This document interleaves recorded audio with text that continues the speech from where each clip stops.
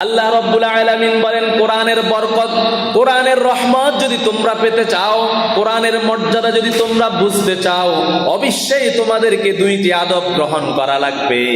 আল্লাহ তাআলা ওই দুইটি আদব সম্পর্কে বলেন, ওয়া ইযা কুরিয়াল কুরআনু ফাসতামিউ লাহু ওয়া আনসিতু লাআল্লাকুম তুরহামুন। সুবহানাল্লাহ।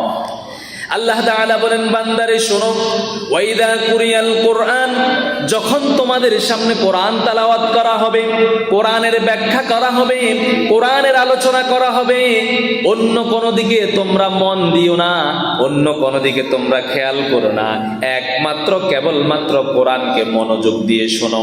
এরপরে আল্লাহ তাআলা বলছেন, ওয়ানসিতু, যদি তোমরা কোরআন তেলাওয়াত অবস্থায়, কোরআনের ব্যাখ্যা করা অবস্থায় চুপ থাকতে পারো, আল্লাহ রাব্বুল আলামিন বলছেন তিনি তোমাদের জন্য রহমত বর্ষণ করবেন। সুবহানাল্লাহ।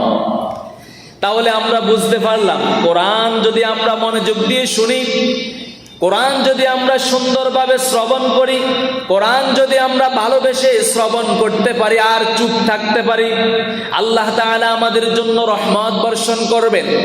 এই কোরআন যারা মানবে তাদের জীবনটাকে আল্লাহ তাআলা রহমত দিয়ে সাজিয়ে দিবেন। অতএব আল্লাহ রাব্বুল আলামিন বলছেন, আমার যে বান্দারা কোরআন মানবে, কোরআন অনুযায়ী চলবে এবং কোরআন শোনার জন্য এই দুইটি আদবকে গ্রহণ করে নেবে, ওই বান্দারা আমার রহমত প্রাপ্ত হবে এবং আমার জান্নাতে তারা দাখিল হবে। সুবহানাল্লাহ।